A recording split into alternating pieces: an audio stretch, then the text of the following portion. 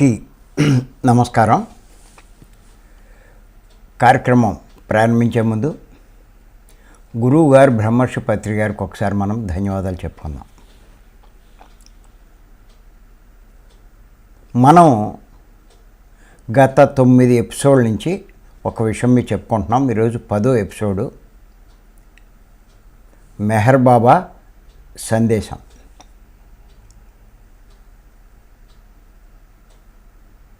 ఈ ఆధ్యాత్మిక మార్గంలో వచ్చిన వారికి గురువు యొక్క సహాయం చాలా అవసరమని చెప్పారు.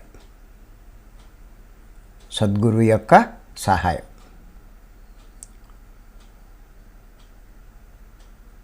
మరి అంతటి వాళ్ళు చెప్పారు అంటే అది మనం అర్థం చేసుకోవాలి. ఆయన ఏమన్నారంటే, ఎవరికి వారు సొంతంగా సాధన చేసుకోవచ్చు, కానీ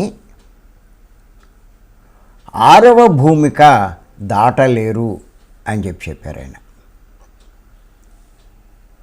అంతేకాదు, మధ్యస్థ భూమికల్లో కూడా చిక్కుకుపోవచ్చు అని చెప్పన్నారు ఆయన. అంచేత గురువు యొక్క సహాయం చాలా అవసరం అన్నారు. మనం 4 భూమికల గురించి తెలుసుకున్నాం. భూమికలు అంటే స్థితులు. ఆ గొప్పవాళ్ళు, ఆ యోగులు,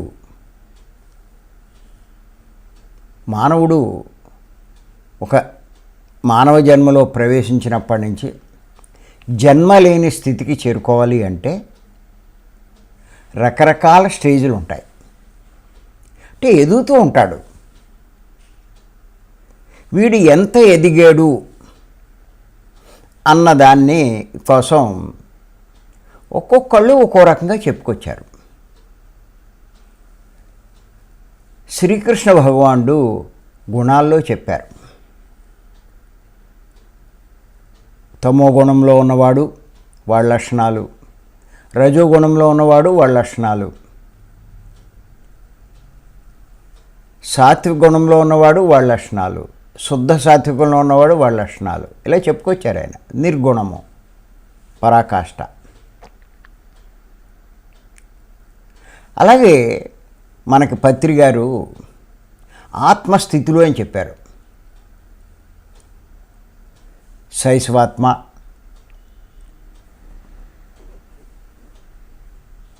బాలాత్మ, యువాత్మ, ప్రౌఢాత్మ, వృద్ధాత్మ, విముక్తాత్మ, పరమాత్మ అని చెప్పి.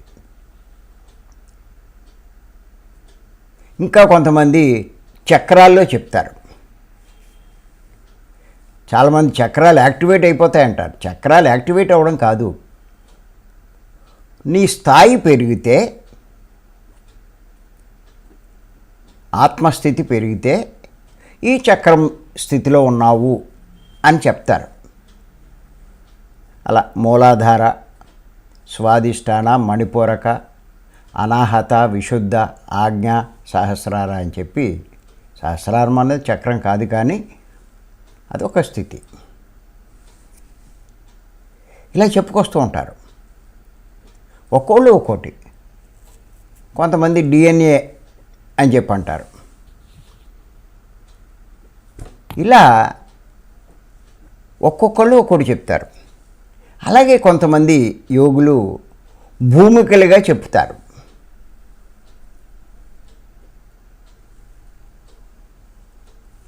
ఏడు భూమికలు. వాటినే మనం సప్త జ్ఞాన భూమికలు అంటాం. మనం ఏ స్థితిలో ఉన్నామో ఆ స్థితిని సూచించేదే ఈ భూమిక. ఒక్కోళ్ళు ఒక్కో రకంగా చెప్తారు.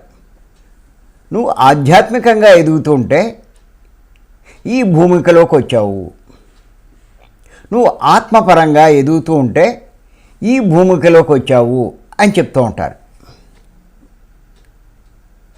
అంటే మనల్ని మనం పరీక్షించుకోవడానికి, మనం ఏ స్థితిలో ఉన్నామో తెలుసుకోవడానికి, మనం చేసే ఈ సాధనలు, కృషి ఎంత ఫలితాన్ని ఇచ్చాయి అని తెలుసుకోవడానికి ఈ కొలమానాలన్నీ మనకు బాగా ఉపకరిస్తాయి. ఓహో, నేను చేస్తున్నాను, ఈ స్థాయికి వచ్చాను అన్నమాట, ఇంకా ఈ స్థాయికి రావాలన్నమాట, ఇప్పుడు చేసే కృషి సరిపోదన్నమాట, ఇంకా బాగా కృషి చేయాలి, ఇవి అర్థమవుతాయి ఎవరికైనా సరే. అంచేత ఇవన్నీ కూడా మనకి ఒక కొలమానాలు. లేకపోతే చేసుకెళ్తున్నాం, ఎంత చేస్తే మటుకు ఏ స్థాయిలో ఉన్నాం తెలియాలిగా. ఊరికే చేస్తే ప్రయోజనం ఉంది. అది అంచేత ఈ మనం మొత్తం 7 భూమికలు. 1 శుభేచ్ఛ, 2 విచారణ, 3 తనుమానసం, 4 సత్వాపత్తి, 5 అసంశక్తి, 6 పదార్థ భావన, 7 తురీయం. ఇక్కడ మనం తెలుసుకున్నాం, మొదటి 3 స్థాయిల్లోనూ మనం దాటేసాం. 4వ స్థాయిలో మనం ఉన్నామని చెప్పుకున్నాం. ఒక్కొక్కరు ఒక్కో స్థితిలో ఉన్నారు. 4వ భూమికలో రకరకాలుగా ఉన్నాం మనం. కానీ మొత్తం అంతా 4వ భూమికలోకి వచ్చేసినట్టే లెక్క. ఇంకక్కడ కొంచెం మనం శ్రద్ధ పెడితే 4వ భూమిక, ఆ సత్వాపత్తి అన్నది దాటేస్తాం మనం. ఇంకా తర్వాత నుంచి చెప్పక్కర్లేదండి, చాలా దగ్గరికి వచ్చేసినట్టే. ఆ తురీయ స్టేజ్ సంపాదించడానికి చాలా దగ్గరికి వచ్చినట్టు. అంచేత ఇక్కడ కొంచెం మనం బాగా కష్టపడాలి, బాగా శ్రద్ధ చూపించాలి. ఈ ప్రాపంచికమైన వ్యవహారాల పట్ల కాస్త ఆసక్తి తగ్గించుకోవాలి.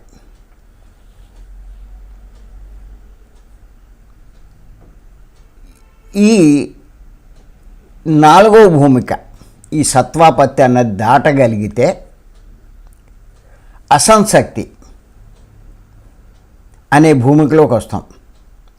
అసంశక్తి అంటే ఏంటి అదొక్కసారి మనం తెలుసుకుందాం. పత్రి గారు మనకి చెప్పిన దాన్ని వ్రాసుకొని చెప్తాను నేను. అసంశక్తి అంటే దివ్య చక్షువు ఉత్తేజితమవుతున్న స్థితి. దివ్య చక్షువు ఉత్తేజితమవుతున్న స్థితి.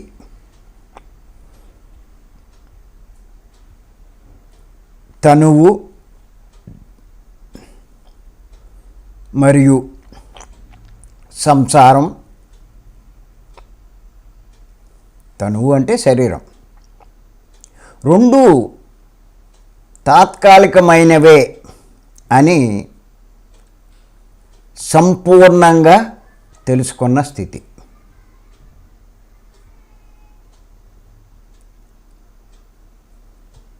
కనుక ఈ రెండిటి మీద పూర్తిగా అనాసక్తి పొందిన స్థితి.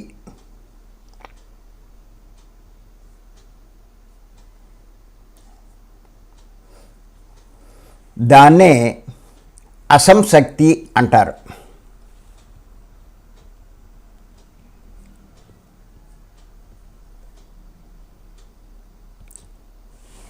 దీన్నే శ్రీకృష్ణ భగవానుడు ఏమన్నాడంటే, పద్మపత్ర మివాంభస అన్నాడు ఆయన. అంటే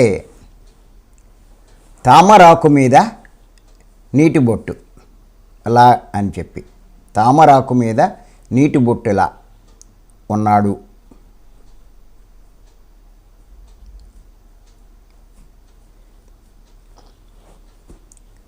ఇంకా అయితే వీరికి సంసారంలో అనాసక్తి ఉన్నా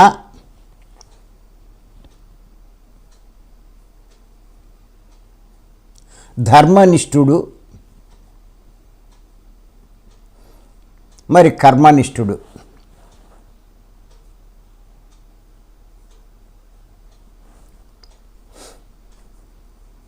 తనువు పట్ల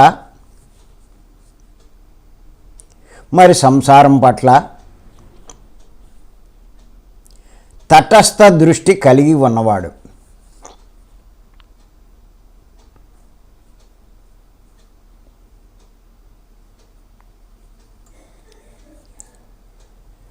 దివ్య చక్షువు ఉత్తేజితమైంది కనుక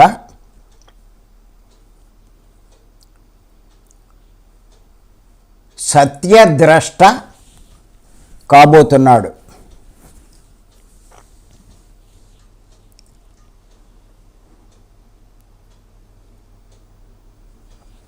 కనుక పూర్తిగా దాని మీదే ఆసక్తిని, ఏకాగ్రతను నిలిపినవాడు.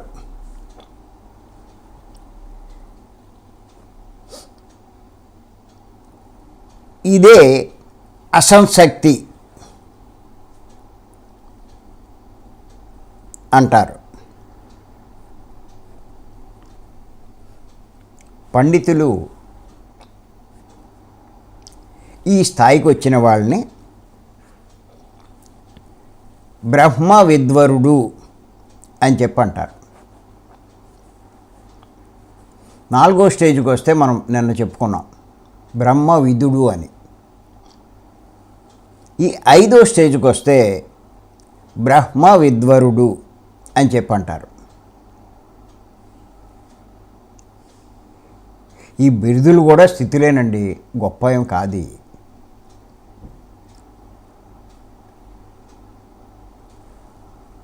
ఎవడే మనకేం ఇవ్వక్కల బిరుదులయ్యి.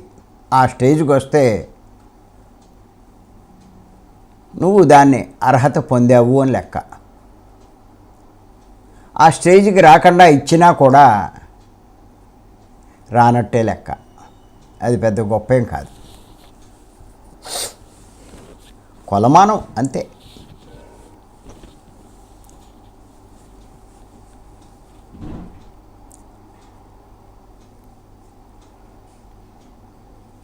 అంచేత కొంచెం డీటెయిల్గా తెలుసుకుందాం పత్రి గారు చెప్పినటువంటి ఈ విషయాన్ని. ఈ అసంశక్తి అంటే దివ్య చక్షువు ఉత్తేజితమవుతున్న స్థితి. ఇక్కడ మీరు గుర్తించుకోండి, మీ ఎదుగుతున్నప్పుడు, సాధన బాగా చేస్తున్నప్పుడు, ఈ పనులన్నీ చేస్తున్నప్పుడు, స్వాధ్యాయం ఇవన్నీను, ఈ సాధన తీవ్రతను బట్టి మీ దివ్య చక్షువు అంటే 3వ కన్ను యాక్టివేట్ అవ్వచ్చు, ఉత్తేజితం అవ్వచ్చు.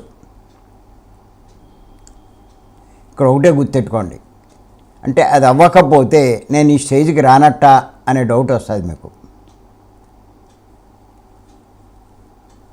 అది అవ్వాలని కూడా లేదు, గుర్తుపెట్టుకోండి. 3వ కన్ను ఉత్తేజితం అవ్వాలని కూడా లేదు. పత్రి గారు చాలాసార్లు చెప్పారు. అది కనుక మనకి గత జన్మల్లోనే అయిపోయి ఉంటే ఈ జన్మలో 3వ కన్ను మనకి యాక్టివేట్ అవ్వదు. ఎంత సాధన చేస్తున్నా సరే. కొత్త అనుభవాల కోసం, కొత్త పాఠాలు నేర్చుకోవడం కోసం వచ్చాం. ఆ అనుభవం అయిపోయింది, ఇంకా అదెందుకు? ఇంకా జ్ఞానస్థితి పెంచుకోవడానికి, ఇంకా ఏయో పనులు చేయడానికి వస్తాం.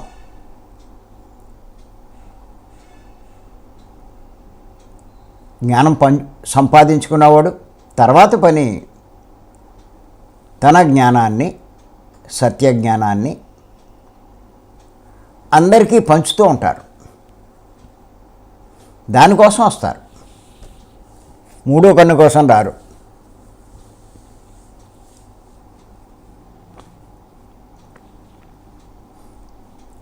అంచేత ఈ భూమికలో ఉన్న వాళ్ళ యొక్క కొన్ని లక్షణాలు, మరికొన్ని లక్షణాలు తెలుసుకుందాం. వీళ్ళకి తనువు అంటే శరీరం మరియు సంసారం, ఈ రెండు తాత్కాలికమైనవే అని సంపూర్ణంగా తెలుసుకున్న వాళ్ళు. ఈ శరీరము ఉండదు, ఈ సంసారము ఉండదు. శంకరాచార్య వారు చెప్తారు కదా, తనువు మాయ, ఈ సంసారం మాయ అని చెప్తూ ఉంటారు. అది కొంతకాలం ఉండేవి, ఇవన్నీను శాశ్వతమైనవి కాదు అని పూర్తిగా తెలుసుకున్నారు. అంచేత వీళ్ళు ఏం చేస్తారంటే వాటి మీద అంత ఆసక్తి ఉండదు, దేహం మీద ఆసక్తి ఉండదు. దేహ సంబంధమైన సుఖాలు, భోగాలు, ఆ సంపాదన, వాటి మీద అంత ఆసక్తి ఉండదు. వస్తాయి లేకపోతే లేదు. ఏదో తన డ్యూటీ చేసుకుంటాడు. ఇంకా డబ్బు సంపాదించాలి అవి ఏమి ఉండవు. వాటి మీద పూర్తిగా అనాసక్తి ఉంటుంది.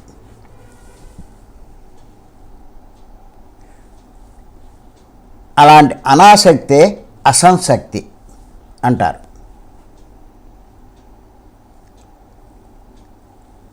అంతకుముందు సినిమాలు చూడాలని, లేకపోతే ఏదో ఎంటర్టైన్మెంట్, ఆ ఊరు వెళ్ళాలి, లేకపోతే ఇక్కడికి వెళ్ళాలి, అక్కడున్న గొప్ప విషయాలు చూడాలి, అవి ఏం ఆసక్తి ఉండదు.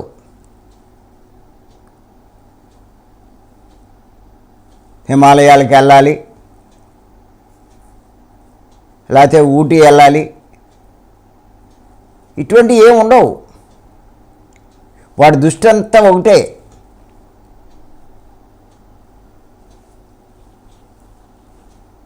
ఆధ్యాత్మికంగా, ఆత్మపరంగా ఎదగాలి, ఇంకా జ్ఞానం సంపాదించుకోవాలి, అదే వాడి దృష్టి. జ్ఞానంలో పరాకాష్ఠగా వెళ్ళాలి, అదే వాడి దృష్టి.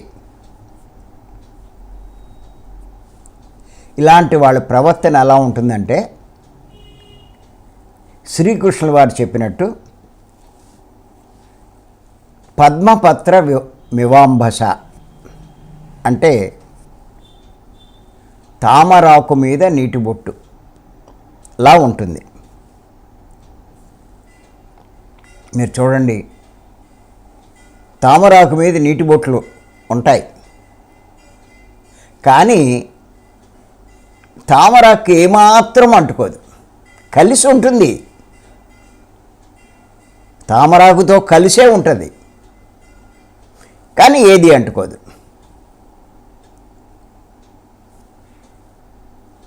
సంసారంలోనే ఉంటాడు,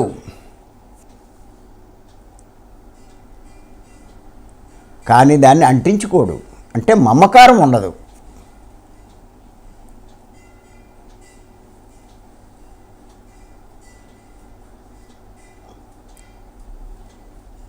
సంసారంలోనే ఉంటాడు, సంసారం చేస్తూనే ఉంటాడు,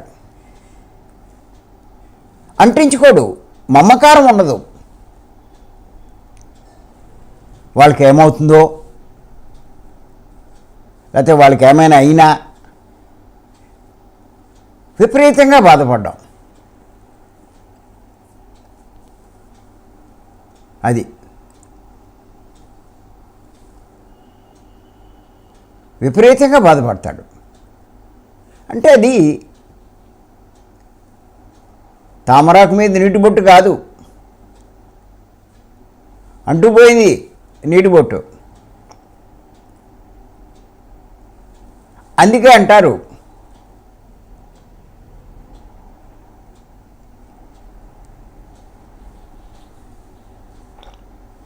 పడవ నీటిలో ఉండాలి కానీ పడవలో నీరు ఉండకూడదు అంటారు.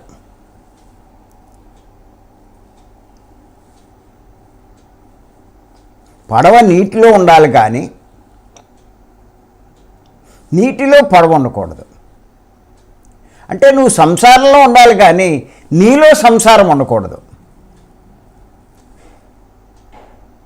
సంసారంలో ఉంటావు,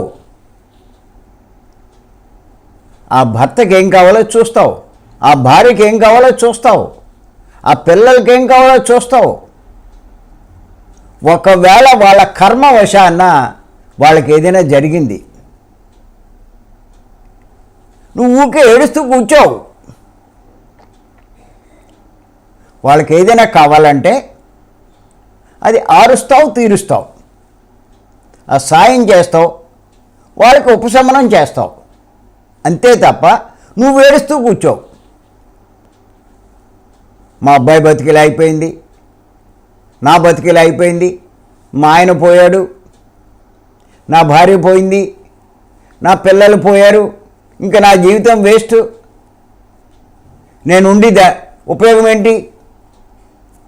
ఇలాంటివి ఏముండవు. సరే, వాడు వచ్చాడు, వాడు ప్రణాళిక ప్రకారం నిష్క్రమించాడు, ఇక నేను చేయవలసిన పని నేను చేస్తాను అన్న దాని మీద దృష్టి ఉంటుంది కానీ ఏడుస్తూ కూర్చోరు. గుర్తెట్టుకోండి, చేయవలసిన పనులన్నీ మానేయరు. ఏది జరిగినా ఒక అందుకు మంచిదే అన్నట్టుగా తాను చేయవలసిన పనులు చేసుకుంటారు. అసంశక్తి అంటే ఈ స్టేజ్కి వచ్చిన వాళ్ళు ప్రవర్తన ఎలా ఉంటుంది?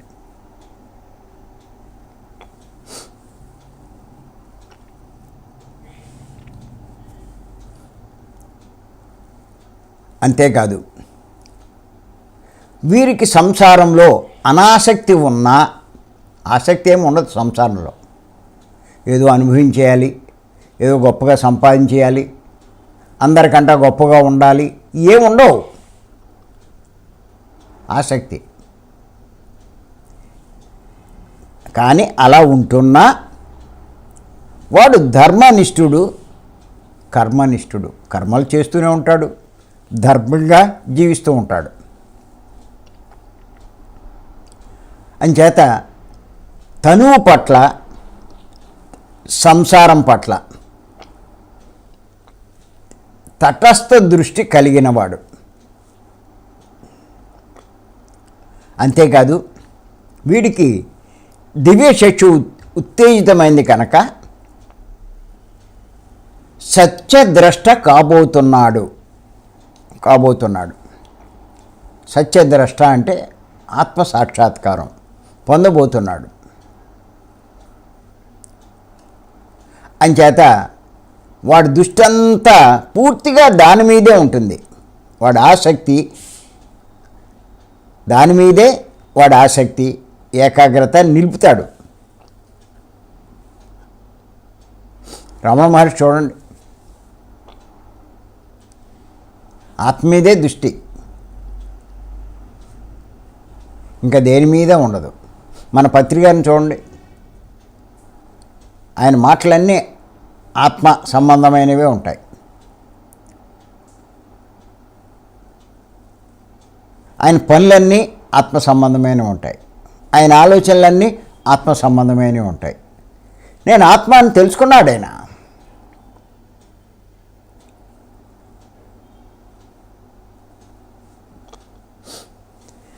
అంచేత ఇదే అసంశక్తి అంటారు. ఇటువంటి స్థితికి వచ్చిన వారిని బ్రహ్మ విద్వరుడు అంటారు.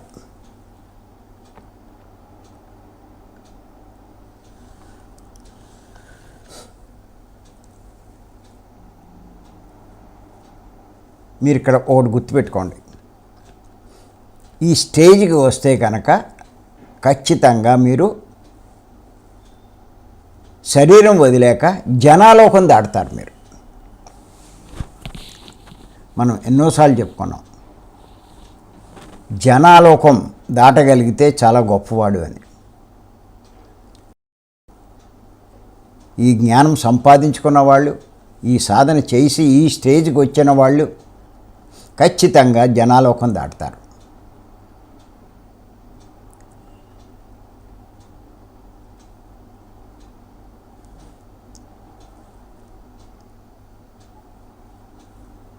చివరికి వచ్చిన వాళ్ళు, పరాకాష్ఠకు వచ్చిన వాళ్ళు వీళ్ళు.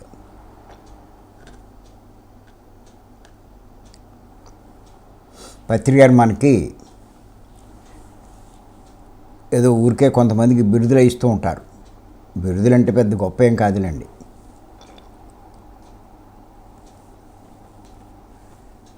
నిన్న బ్రహ్మ విధుడు అని చెప్పుకున్నాం.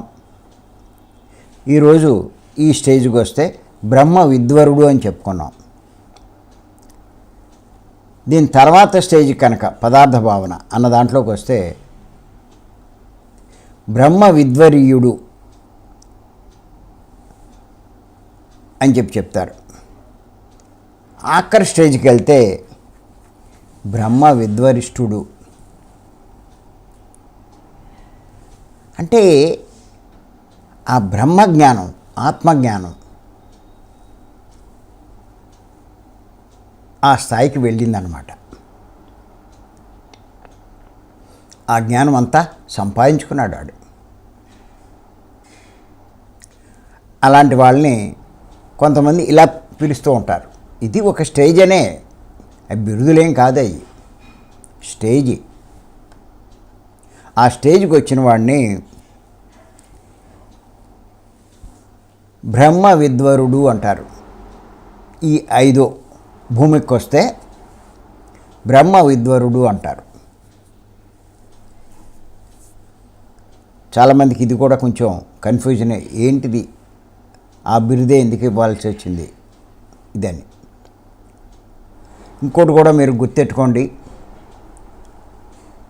పత్రి గారు ఏం చెప్తారంటే, ఏమండి మీరు బిరుదులు ఇచ్చేస్తున్నారు, మరి మేము ఆ స్థాయికి వచ్చామా అని అడిగాను ఒకసారి.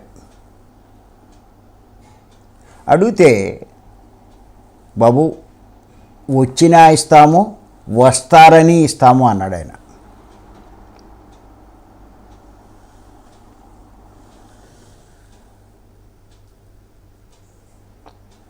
వచ్చినా ఇస్తాము, వస్తారని ఇస్తాము అంటే ఇచ్చిన వాళ్ళల్లో 2 ఉంటారు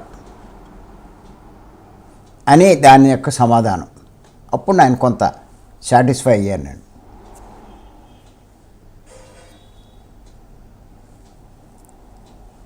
అంచేత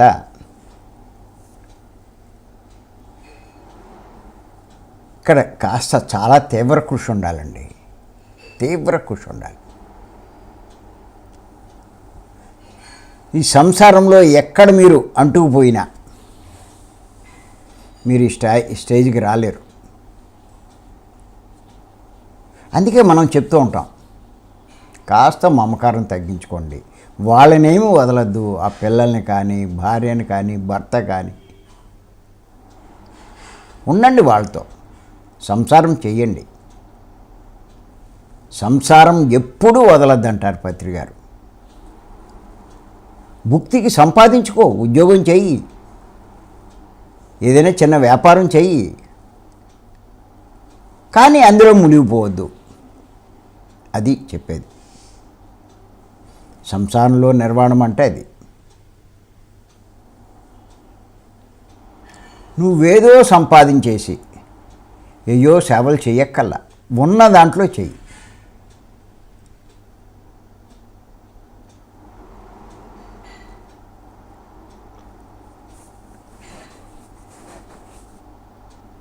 అంచేత సంసారాన్ని వదలక్కల్లా, సంసార సుఖాలు వదలక్కర్లేదు, అన్నీ అనుభవించవచ్చు. ఉంటే అనుభవించు, లేకపోతే లేదని అడవకు. నీ దృష్టి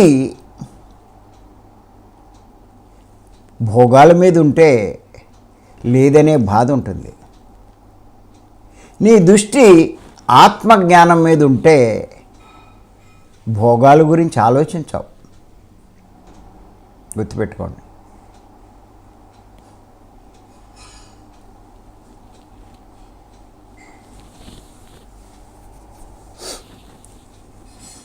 మన దృష్టి సంసారం మీద ఉండాలా, ఆత్మజ్ఞానం మీద ఉండాలా, ఆత్మ మీద ఉండాలా? ఇది మనం తెలుసుకోవాలి. నీ దృష్టిని బట్టే ఉంటుంది.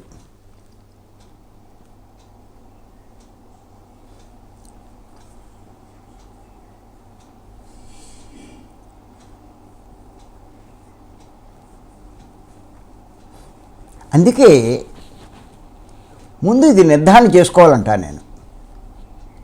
నేను దేహం కాదు, నేను ఆత్మను అన్నది నీకు ఎంత నిర్ధారణ అవుతే నీలో అన్ని మార్పులు వస్తాయి.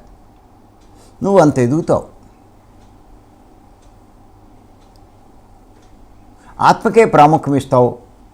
ఆత్మ కర్మలే చేస్తావు, ఆత్మ సేవలే చేస్తావు, ఆత్మ బాధ్యతలే నిర్వహిస్తూ ఉంటావు, ఆత్మ పనులే చేస్తూ ఉంటావు, ఆత్మ ఎదుగుదలే చూస్తావు, ఆత్మ గొప్పతనమే చూస్తావు, ఆత్మ ఉన్నతే చూస్తావు.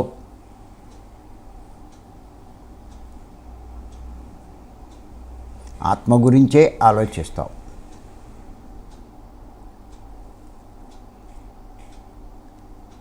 నేను దేహం అనుకుంటే సంసారం గురించి ఆలోచిస్తావు, సుఖాల గురించి ఆలోచిస్తావు, భోగాల గురించి ఆలోచిస్తావు.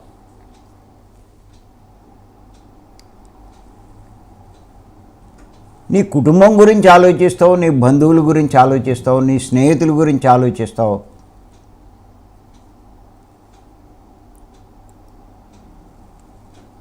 వాళ్ళకి ఏదైనా అవుతే విలవిల్లి ఆడిపోతావు.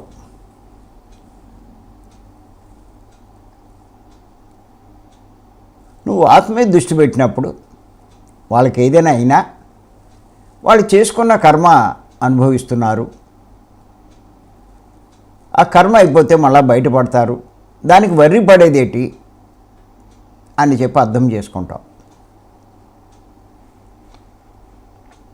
నీకు కష్టం వచ్చినా నువ్వు భావించవలసింది ఇదే. ఇంకోటికి వచ్చినా అంతే. నువ్వెందుకు బాధపడతావు?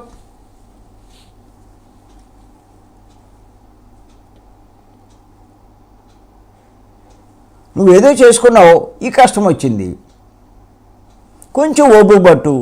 ధ్యానం బాగా చేసావు, శక్తి వచ్చింది, ఖచ్చితంగా ఓపిక పడతావు. 4 రోజులు పోయేసరికి కర్మ అయిపోతుంది, నువ్వు బయటపడతావు.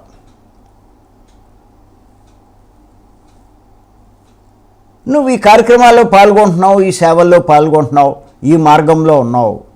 కర్మ తొందరగా అయిపోతుంది, తొందరగా బయటపడతావు.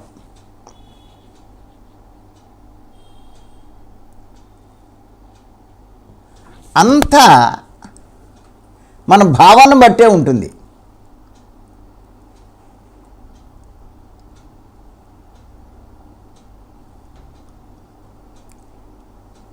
ఏమిటో సంసారంలో ఎంత లీనమైపోతారో.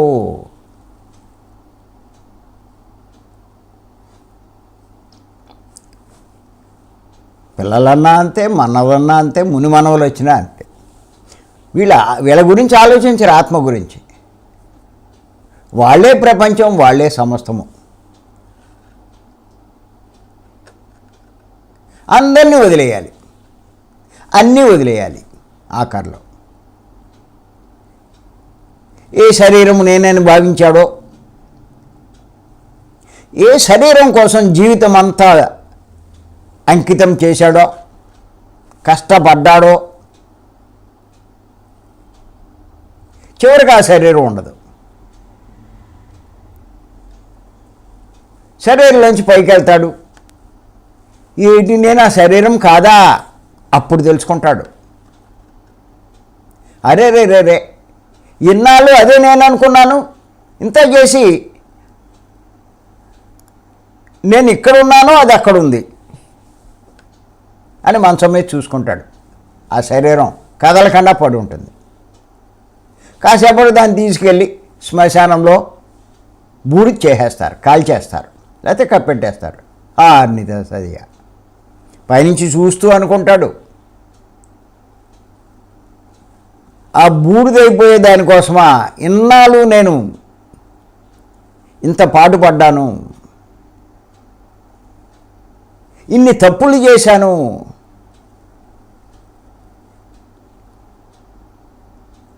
ఎవడైనా దాన్ని తిడితే నేను తిట్టి నేను కర్మాలు చేసుకున్నాను,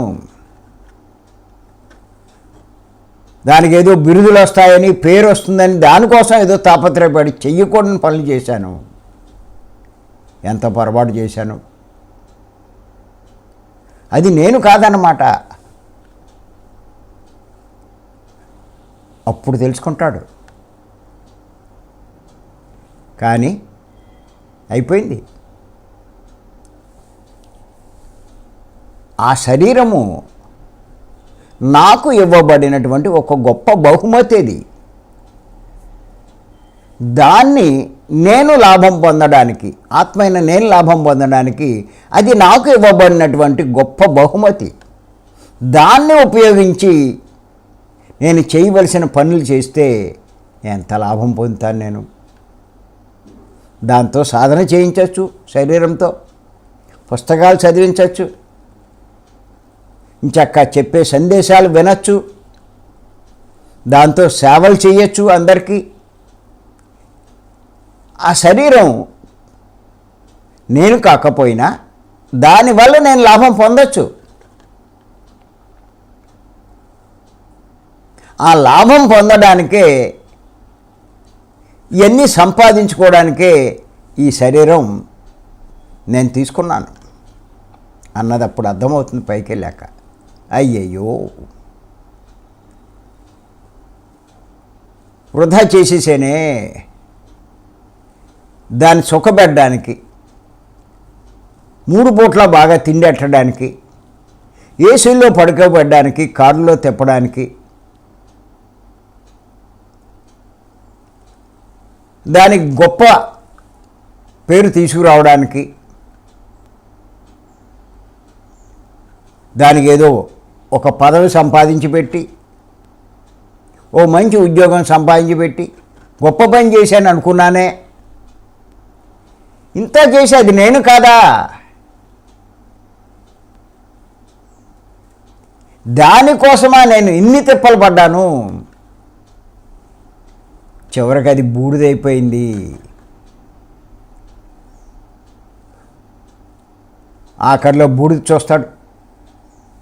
ఈ బూడిద కోసమా ఇన్ని పాపాలు చేశాను, ఇన్ని తప్పులు చేశాను, అది రాలేదు నాకు కూడా, అదేమీ లేదు, ఈ పాపాలు ఉండిపోయినాయి. బాధపడతాడండి.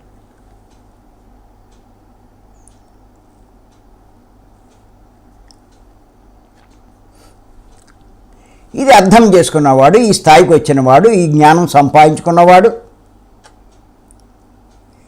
ఈ శరీరము సంసారము రెండూ తాత్కాలికమైనవే అని సంపూర్ణంగా తెలుసుకుంటాడు. వాడి ప్రవర్తన పూర్తిగా మారిపోతుంది. వాటి మీద అనాసక్తిని ప్రదర్శిస్తాడు. ఆసక్తి ఉండదు ఏది చేయాలన్నా. సినిమాలు చూడడు, సీరియల్ చూడడు, ఫంక్షన్స్కి వెళ్ళడు, పార్టీలకి వెళ్ళడు. అక్కడికి వెళ్ళి వాళ్ళు ఏదో అనుకుంటారని ఆత్మకు నష్టం కలిగించే ఆ భోజనాలు తింటాడు.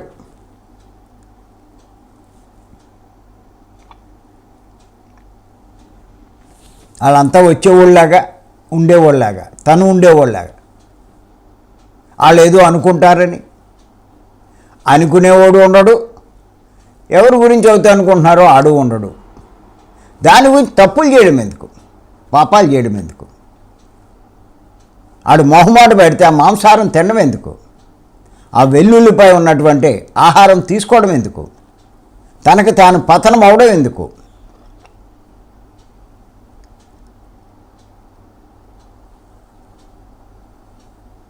ఎప్పుడైతే ఆ శరీరం నేను అనుకుంటాడో, దాని మీద మమకారం పెంచుకుంటాడో, ఇవన్నీ నష్టాలేనండి. అంచేత ఈ స్థితికి వచ్చినవాడు వాటన్నిటినీ అధిగమిస్తాడు.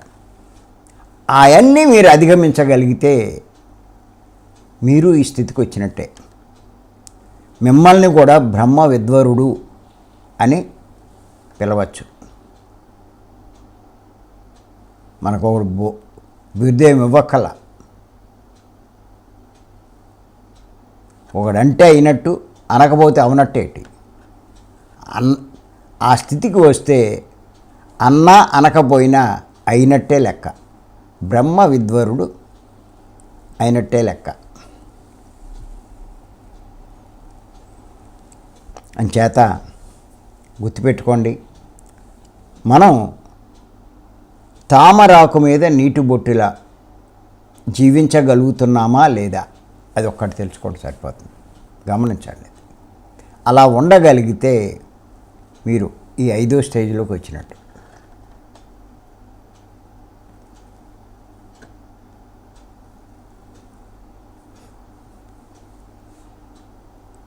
అంచేత గొప్పవాళ్ళంతా చెప్పిన విషయాలు ఇవన్నీ. రావాలి మనం ఈ స్టేజ్కి.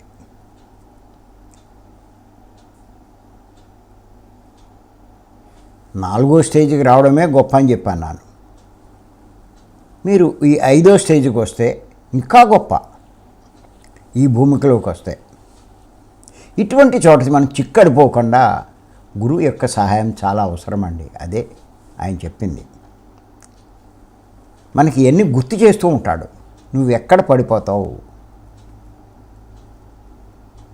ఎక్కడ మళ్ళా జారిపోతావు,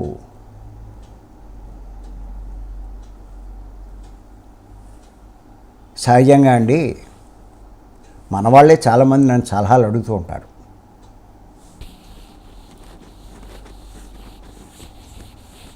వాళ్ళు అడగకపోయినా పర్లా, కానీ అడుగుతారు.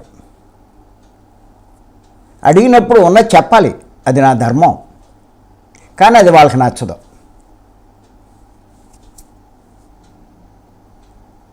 ఇంచేతండి ఒక గొప్ప మార్గంలోకి వచ్చారు, గొప్ప మార్గంలో పయనిస్తున్నారు, ఎదుగుతున్నారు. వీళ్ళు చేసే కొన్ని పనుల వల్ల గొప్పల కోసమే అక్కడ అన్నీను. మళ్ళా వీళ్ళు తప్పులు చేసి, చెయ్యకూడనవి చేసి వెనక్కి జారిపోతారు. వాడు అలా జారకూడదనే మనం చెప్పినా కూడా వాళ్ళకి ఆసక్తి ఉండదు. కానీ నా ధర్మంగా మటుకు చెప్పాలి. ఇలా చెప్పేటట్టు ఈయన అనుకున్న వాళ్ళు ఉన్నారు, నాకు తెలుసు. వెనక్కి వెళ్ళిపోతూ ఉంటారు వాళ్ళు. మనమేం చేస్తాం? ఇంకా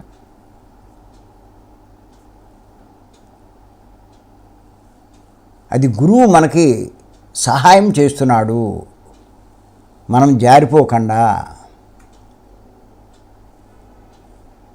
మనం వెనక్కి వెళ్ళిపోకుండా అనే భావం ఉండదు. వాళ్ళకి దాని మీద ఆసక్తి ఉంటుంది, అదే చేయాలని ఉంటుంది. అది నువ్వు ఎదగవు నాయనా, నువ్వు అక్కడ ఆగిపోతావు, దానివల్ల నీకు ఉపయోగం లేదు అని చెప్తే ఎక్కదు. మనమేం చేస్తాం?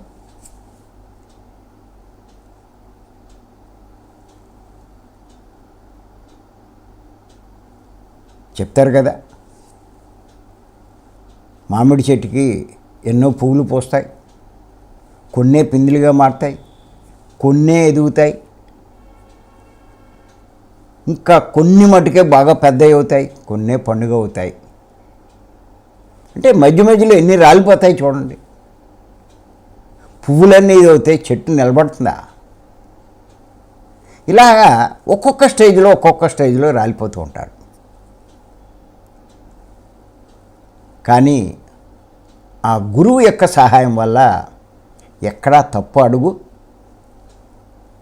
వేయకుండా కొనసాగిస్తూ ఉంటాం. 10 జన్మల్లో సాధించవలసింది ఈ జన్మలోనే సాధిస్తాం. చేత ఆ గురువు మాటలు వింటూనే ఉండాలి. ఉత్తినే రోజు ఇక్కడికి రమ్మన్నాం, లేకపోతే భీమవరం క్లాసులు రమ్మన్నాం, ఉత్తినే అంటలా. ఏదో వింటావు నువ్వు అక్కడ మాటలు, అందులో ఏదో ఒకటి నీ లోపల పడుతుంది. ఓహో, ఇలా కూడా నేను పడిపోవడానికి ఆస్కారం ఉందన్నమాట అన్నది అర్థమవుతుంది. జాగ్రత్త పడతావు. అది చేత గురువు యొక్క సహాయం చాలా చాలా అవసరం అన్నది తెలుసుకోండి. అవతార్ మెహర్ బాబా లాంటి వారు చెప్పారు అంటే అది సామాన్యమైన విషయం ఏం కాదు. మరి రేపు మరికొన్ని విషయాలు రేపు తెలుసుకుందాం. మరి అవకాశం ఇచ్చి మీ అందరికీ ధన్యవాదాలు చెప్తున్నాను. Thank you.